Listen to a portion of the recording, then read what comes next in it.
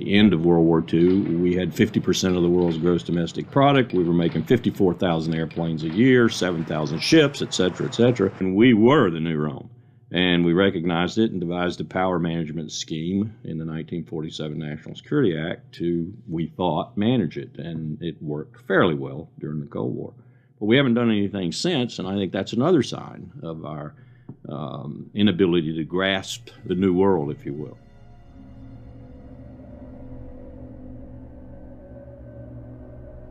Empires do not begin or end on a certain date, but they do end, and the West has not yet come to terms with its fading supremacy.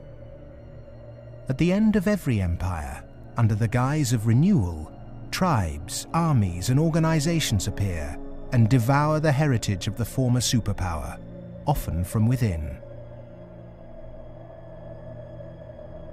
In his essay, The Fate of Empires, the soldier, diplomat, and traveler Lieutenant General Sir John Glubb analyzed the life cycle of empires. He found remarkable similarities between them all. An empire lasts about 250 years, or 10 generations, from the early pioneers to the final conspicuous consumers who become a burden on the state. 6 ages defined the lifespan of an empire. The age of pioneers, the age of conquests, the age of commerce, the age of affluence, the age of intellect, ending with bread and circuses in the age of decadence. There are common features to every age of decadence. An undisciplined, overextended military, the conspicuous display of wealth, a massive disparity between rich and poor, a desire to live off a bloated state, and an obsession with sex.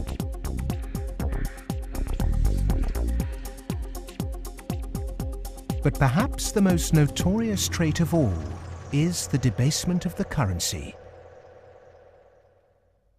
The United States and Great Britain both began on a gold or silver standard, long since abandoned. Rome was no different. So it started on a principle that was very sound, and it was on a silver standard. But as it corrupted further and further and further, the Roman denarius got to the point where it was basically a copper coin, and they learned how to plate, and it was washed in silver, and in circulation the plating came off. And at the end, all the senators that really did at one time represent the people only were interested in representing how much wealth they could steal at the top.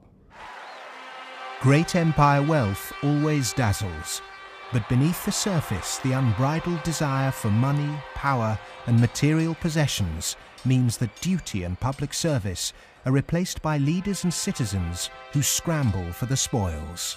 Historically, all the signs of the demise of empire are beginning to develop. Some are more trenchant than others. This current financial and economic crisis, that sort of thing always accompanies the demise of empire. The people of Rome were constantly being distracted by the gladiatorial events, and the politicians knew that they did this. Whenever there was unrest among the people, they had a huge event going on, and they created a new event with lots and lots of gladiators, and every day we're doing that. That is a common trait of declining empires. And so today in the United States, for example, you find a tremendous emphasis on all kinds of television programs that distract people from what's really going on. Sports is a big part of that, as it was in the gladiator times. In essence, we've been lulled into a lethargy, and we've accepted it. Just as our sports stars today earn vast sums, so did Roman charioteers. In the 2nd century, one by the name of Gaius Apuleius Diocles amassed a fortune of 35 million sesterces in prize money, equivalent to several $1 billion today.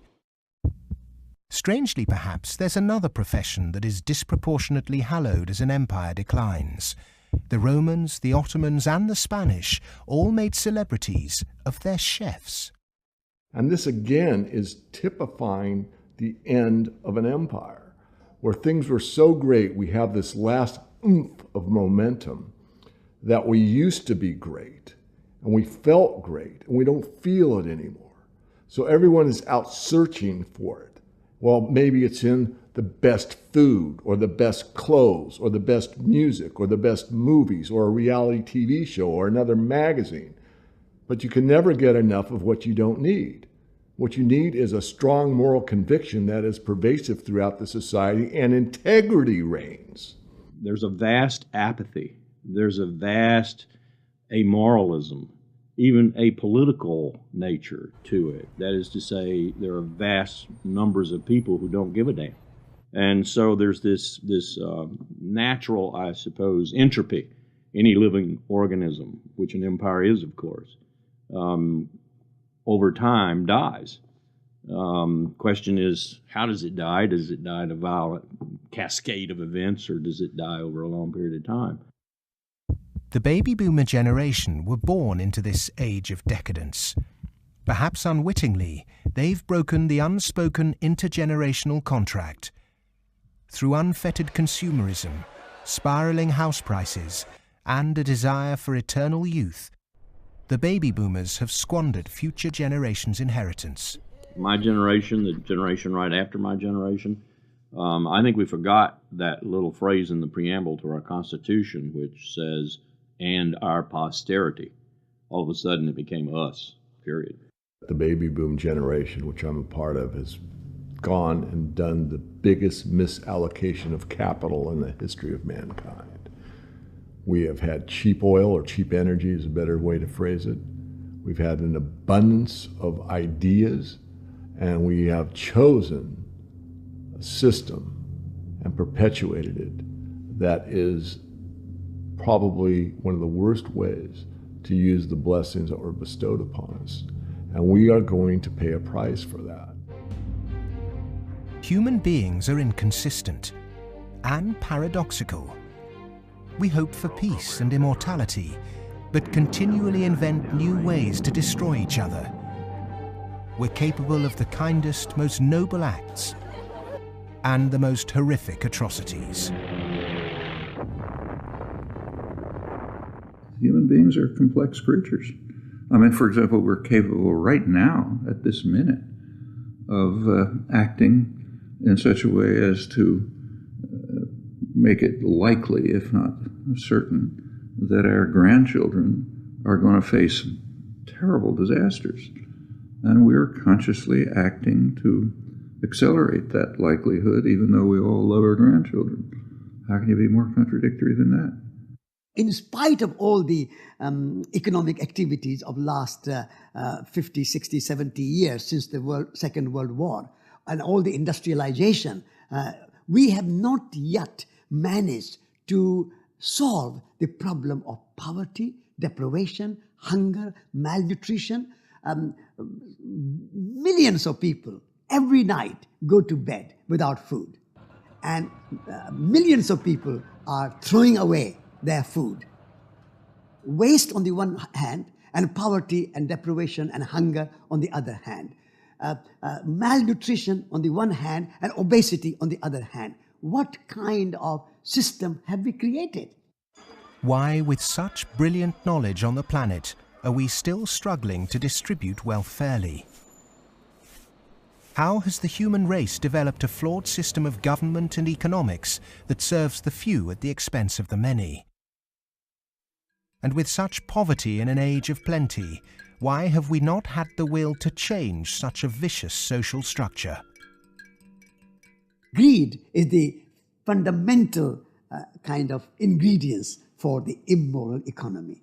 The problem is not that there is not enough in the world. People say that there is poverty, we have to create more wealth. There is enough in the world for everybody's need, as Mahatma Gandhi said, but not for anybody's greed.